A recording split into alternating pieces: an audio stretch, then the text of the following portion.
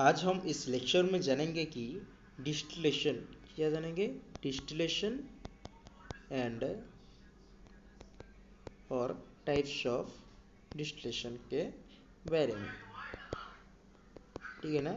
Distillation और type of distillation आज हम इस वीडियो में जानेंगे। तो पहले हम जानते हैं कि डिस्टिलेशन क्या है, ठीक है ना। डिस्टिलेशन क्या है, what do you mean by distillation. Distillation, ठीक है ना।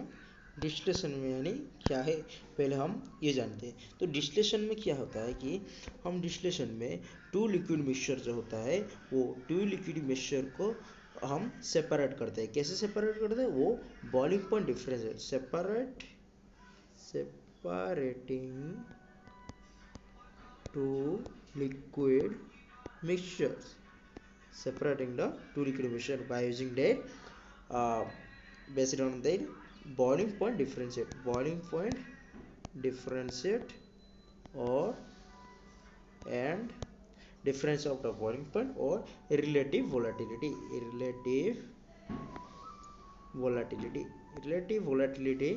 और बॉइलिंग पॉइंट वो डिफरेंस को यूज करके हम वो करते हैं, वो सेपरेट करते हैं, उसको हम डिस्टिलेशन है बाय यूजिंग थर्मल यानी हीट। हम हीट यूज करके थर्मल एनर्जी यूज करके हम वो सेपरेट करते हैं based on boiling point differentiate और रिलेटिव वोलेटिलिटी। तो टू लिक्विड मिक्सचर का हम सेपरेट करते हैं उसका बॉइलिंग पॉइंट डिफरेंशिएट और रिलेटिव वोलेटिलिटी से, वो use by using thermal energy like steam, ठीक ओके ना, ठीक है ना। तो डिस्टिलेशन का डेफिनेशन क्या है, distillation definition of distillation. It was a unit operation. It was a unit operation which can separate two liquid mixture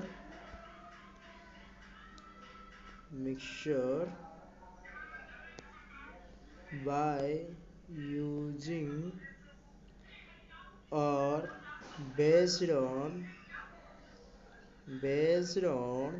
their differentiate of boiling point and relative volatility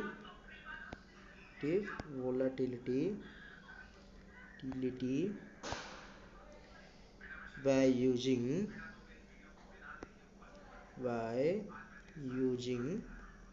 steam sorry thermal energy. Steam भी है तो thermal energy हम लिखते हैं, ठीक है ना। Thermal energy है, हो गया हमारा डेफिनेशन क्या है, डिस्टेंस का डेफिनेशन है एक unit of it was a unit operation which can separate two liquid mixtures by using based on their differentiate of the boiling point differentiate और relative volatility by using thermal energy। वो thermal energy use करके हम liquid mixture को separate करते हैं।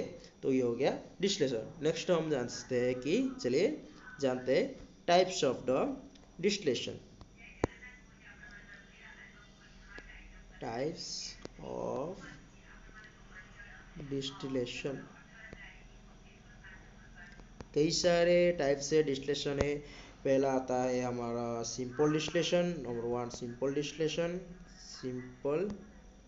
Distillation. Next steam distillation, number 2 steam distillation. Number 3 है हमारा vacuum distillation. 4 है एजियोट्रोफ डिस्टिलेशन।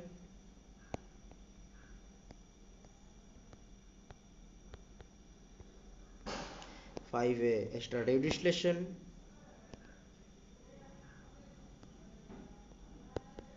6 है what 6 है fractional distillation। तो हम ये 6 टाइप्स का डिस्टिलेशन आज हम इस वीडियो में जानेंगे। पहला है simple distillation, next steam distillation, third vacuum distillation, fourth agitative distillation, fifth extractive distillation, six आज फ्रैक्शनल डिस्टिलेशन। तो पहले चलिए हम जानते हैं कि सिंपल डिस्टिलेशन के बारे में। सिंपल डिस्टिलेशन, सिंपल डिस्टिलेशन यानी क्या है? सिंपल डिस्टिलेशन में क्या होता है? सिंपल डिस्टिलेशन में वो टू लिक्विड मिक्सचर, जब टू लिक्विड मिक्सचर का boiling point difference of the boiling point is high. जब टू लिक्विड मिक्सचर का बॉइलिंग पॉइंट डिफरेंस है हाई हुए, अब हम सिंपल डिस्टिलेशन यूज करते हैं। इधर हम एक एग्जांपल में दे देता हूँ। एग्जांपल वो है एसीटोन प्लस वाटर, ये एक मिक्सचर है। तो एसीटोन क्या है? एसीटोन का बॉइलिंग पॉइंट कितना है? एसीटोन का बॉइलिंग पॉइंट है 57 डिग्री सेंटीग्रेड। सॉरी, एसीटोन का बॉइलिंग पॉइंट कितना है? 57 डिग्री सेंटीग्रेड। और वाटर का बॉइलिंग पॉइंट हम सब जानते हैं, बचपन से जानते हैं कि वाटर का बॉइलिंग पॉइंट 100 डिग्री सेंटीग्रेड। तो इस तरह इसको हम डिस्टिलेशन करते हैं। डिस्टिल करने से पहले हमारा एसीटोन निकल जाता है और वाटर हमारा रेसिड्यू से वो रह जाता है। तो इसको हम इजीली सिंपल डिस्टिलेशन यूज करते हैं। ठीक है ना?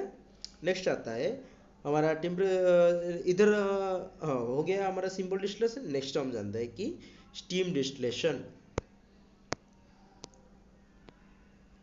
Steam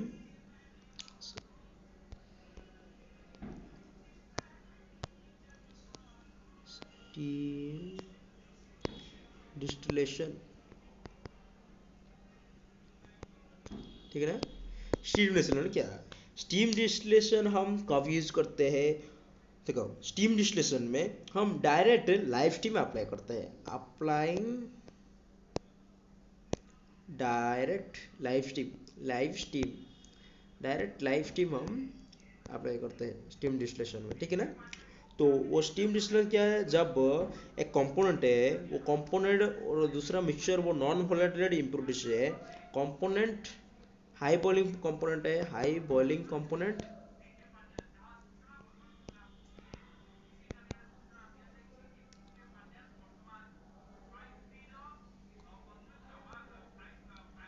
high boiling components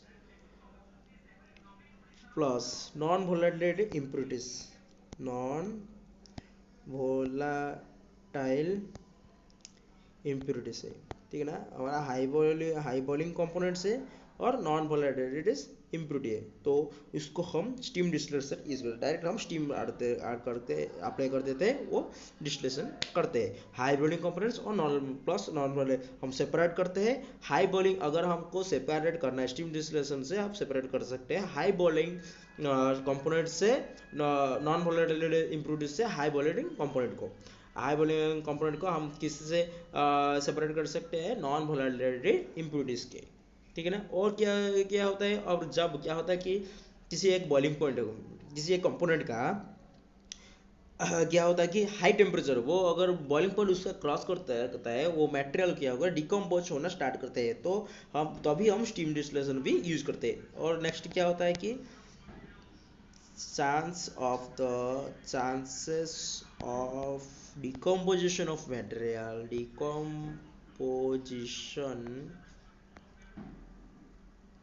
of material at a high temperature। High temperature में क्या होता है कि वो डिकम्पोज मटेरियल है, डिकम्पोज होना शुरू हो जाता है। तो अब हम स्टीम डिस्टिलेशन यूज करते हैं। लाइक हम स्टीम डिस्टिलेशन के यूज करते हैं। एग्जाम्पल एक देता हूँ, ब्रोमीन को और मेंथॉल को ऐसा कंपोनेंट, ऐसा जो कंपोनेंट जो सॉल्वेंट है ब्रोमीन एंड ब्रोमीन को हम स्टीम डिस्टिलेशन से कर सकते हैं और मेंथॉल को भी कर सकते हैं, ठीक है ना। नेक्स्ट आता है वैक्यूम डिस्टिलेशन क्या है। वैक्यूम डिस्टिलेशन, वैक्यूम डिस्टिलेशन और सिंपल डिस्टिलेशन में थोड़ा सा फर्क है। सिंपल डिस्टिलेशन में क्या होता है, सिंपल डिस्टिलेशन में वो एटमॉस्फेरिक प्रेशर से हम वो ये करते हैं, क्या होता है कि एटमॉस्फेरिक प्रेशर से वो 1 atm कितना है हमारा 1 atm 760 mm Hg है, ठीक है ना। 760 mm Hg से हम 1 atm से वो हम करते हैं डिस्टिलेशन, वो सिंपल डिस्टिलेशन है। लेकिन वैक्यूम डिस्टिलेशन में क्या होता है, बिलो द एटमॉस्फेरिक प्रेशर, यानी 760 mm से छोटा थोड़ा सा कम प्रेशर से हम करते हैं, ठीक है ना। एटमॉस्फेरिक प्रेशर से बिलो द एटमॉस्फेरिक प्रेशर से हम डिस्टिलेशन करते हैं, वो होगा vacuum distillation. Like vacuum distillation क्या होता है, देखो मैं एक डायग्राम बना देता हूँ। सॉरी,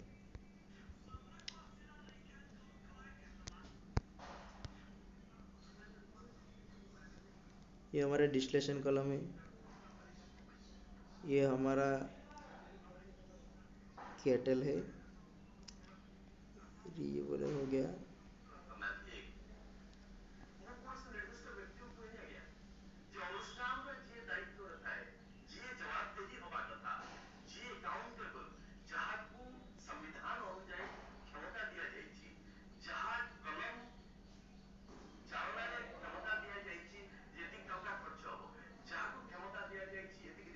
ठीक है ना, ये हो गया। इधर हम क्या करते हैं, कंडेंसर जो होता है वो हीट एक्सचेंजर से उधर एक वैक्यूम इंजेक्टर हम अप्लाई कर देते हैं वो वैक्यूम डिस्टिलेशन से, तो वो हो गया वैक्यूम डिस्टिलेशन। वैक्यूम डिस्टिलेशन क्या है, टू लिक्विड मिक्सचर को हम सेपरेट करते हैं, वैक्यूम यूजिंग करके हम सेपरेट करते हैं, उसको हम वैक्यूम डिस्टिलेशन बोलते हैं। नेक्स्ट आता है आजियोट्रोपिक डिस्टिलेशन। आजियोट्रोपिक डिस्टिलेशन,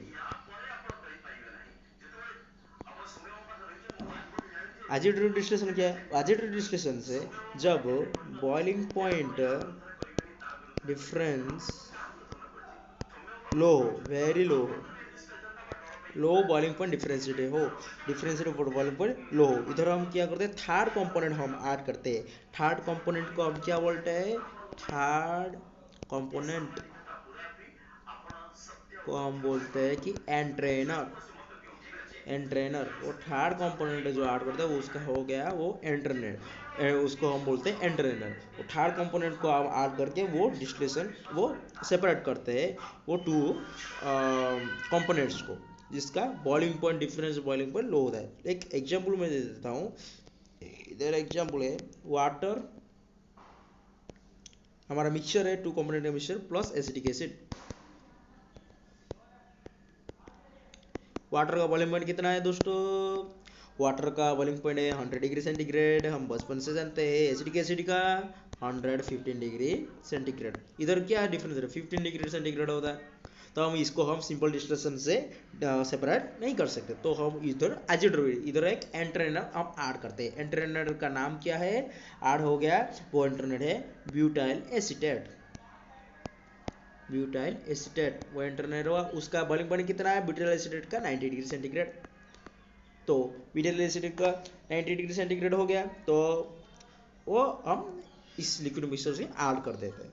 ऐड करने के बाद हम डिस्टिल करते हैं। डिस्टिल करने से क्या होता है, पहला हमारा डिस्टिल आ जाएगा, डिस्टिल हमारा आएगा ब्यूटाइल एसीटेट प्लस वाटर और ब्यूटाइल एसिड हम डिस्टिल में आएगा है, और हमारा जो एसिटिक एसिड है वो एसिटिक एसिड रेसिड्यू में रह जाएगा, रेसिड्यू में एसिटिक एसिड रह जाएगा। हो गया हमारा सेपरेशन, ठीक है ना। तो एसिटिक एसिड रह जाएगा, ब्यूटाइल एसिड और वाटर दोनों आ जाएगा, ठीक है। नेक्स्ट आता है हमारा क्या, एक्सट्रैक्टिव डिस्टिलेशन।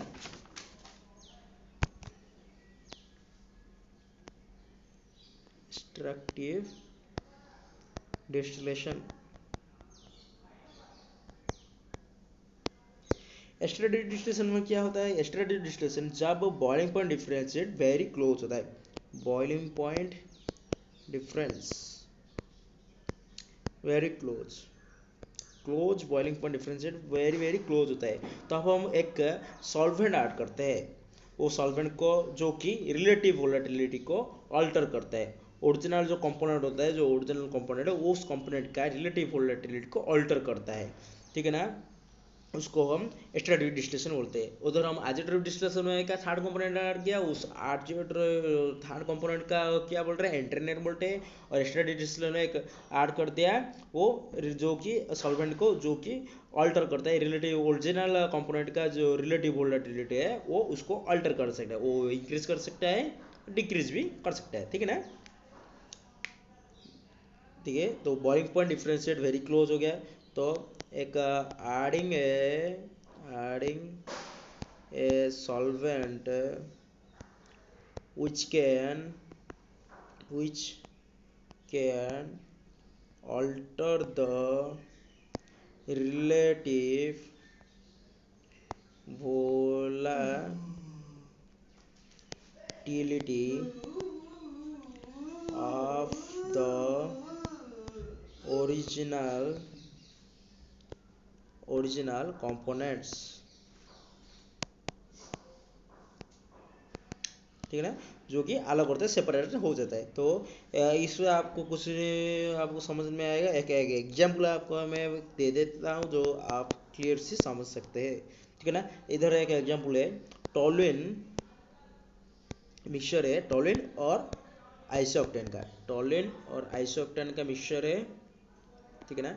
टोलुइन का बॉइलिंग पॉइंट कितना है? टोलुइन का boiling 111 degree, sorry 111 degree centigrade, 111 degree centigrade, और आइसोक्टेन का कितना है? आइसोक्टेन का 100 degree centigrade, 100 degree boiling point है, टोलुइन का बॉइलिंग पॉइंट है 111 डिग्री सेंटीग्रेड, आइसोक्टेन का बॉइलिंग पॉइंट है 100 डिग्री सेंटीग्रेड। इसको हम एक थर्ड कंपोनेंट हम ऐड करते हैं, जो सॉल्वेंट ऐड करते हैं, जो कि क्या करता है, इसका जो ओरिजिनल कंपोनेंट के अंदर जो रिलेटिव वोलेटिलिटी है उसको अल्टर कर सकते हैं। तो हम थर्ड कंपोनेंट ऐड कर दिया, उसका है फेनॉल, थर्ड कंपोनेंट है फेनॉल ऐड हो गया इधर, किसमें? टोलुइन और आइसोक्टेन का मिक्सचर में। फेनॉल का बॉइलिंग पॉइंट कितना है? फेनॉल का boiling point 182 degree centigrade, 182 degree centigrade toluene का है। तो इधर हम डिस्टिल करते हैं आइसोक्टेन, वो आइसोक्टेन ये निकल जाएगा यार, ये बाहर निकल जाएगा आइसोक्टेन हमारा, और आइसोक्टेन हमारा डिस्टिल से बाहर निकल जाएगा, और हमारे रेसिड्यू में टोलुइन और प्लस फेनॉल वो रह जाएगा।